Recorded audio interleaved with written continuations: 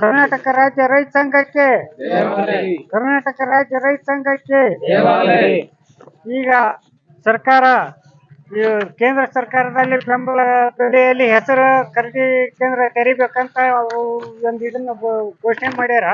ಆದ್ರೆ ಈಗ ರಾಜ್ಯ ಸರ್ಕಾರ ಇವತ್ತಿನವರೆಗೆ ಆದ್ರೆ ಹೆಸರು ಬುಡ್ಡಿ ಬಂದು ಕೆಲವೊಬ್ರು ರಾಶಿ ಮಾಡಿ ಕಳ್ಸಾಕತ್ತಾರ.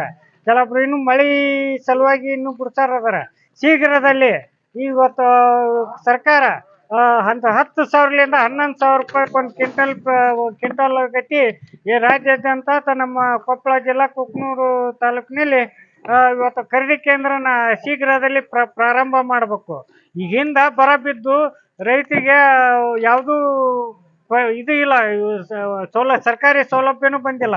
ಆಮೇಲೆ ಮತ್ತೆ ಈ ವರ್ಷ ಬಿತ್ತಬೇಕಾದ್ರೆ ಸಾಲ ಸೋಲ ಮಾಡಿ ರೈತರು ಬಿತ್ತನೆ ಮಾಡ್ಯಾರ. ಈಗ ರೇಟ್ ಇದನ್ನ ಒಂದು ಹೆಚ್ಚಿನ ಅವ್ರು ಬೆಳೆದ ಬೆಲೆಗಾರ ಒಂದು ಬೆಂಬಲ ಬೆಲೆ ಕೊಟ್ರೆ ಅವ್ರು ಮಾಡ್ಕೊಂಡು ತಿನ್ನಕ್ಕೆ ಅನುಕೂಲ ಐತಿ. ಕೆಲವೊಂದು ರೋಗ ಅದ್ರಾಗ ಹಳದಿ ರೋಗ ಬಂದವು, ಬೂದ್ ರೋಗ ಬಂದವು.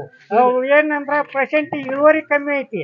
ಇಳುವರಿ ಕಮ್ಮಿ ಇರೋದ್ರಿಂದ ಬೆಳೆ ವಿಮಾನು ಹೆಚ್ಚಿನ ರೀತಿಯ ಮುಂದಿನ ದಿನಮಾನದಲ್ಲಿ ಸರ್ಕಾರ ಕೊಡಂತ ಆಗ್ಬೇಕಂತಂದು ನಾವು ಏನಂತ ಮುಖ್ಯಮಂತ್ರಿ ಅವರಿಗೆ ಲೆಟರ್ ಮಾಡಿದ್ದೀವಿ.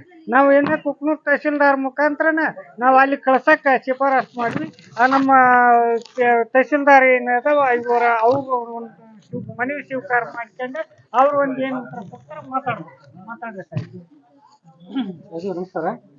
ಕರ್ನಾಟಕ ರಾಜ್ಯ ರೈತ ಸಂಘ ಹಾಗೂ ಹಸಿರು ಸೇನೆ ವತಿಯಿಂದ ರಾಜ್ಯಾದ್ಯಂತ 1 ಕ್ವಿಂಟಲ್ 10,000ರಿಂದ 11,000 ರೂಪಾಯಿ ಹಸಿರು ಬೆಂಬಲ ಘೋಷಣೆ ಮಾಡಿದಂಥ ಖರೀದಿ ಕೇಂದ್ರ ಪ್ರಾರಂಭ ಮಾಡೋ ಕುರಿತು ತಾವು ಮನವಿ ಪತ್ರವನ್ನು ಸಲ್ಲಿಸಿದ್ರಿ.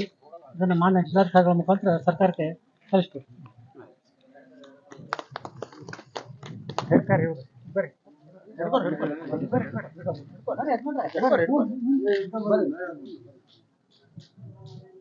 ಬುಡಕ ಅದ್ರಾಗ ಒಂದು ಫೋಟೋ ಕೊಡ್ತೀನಿ.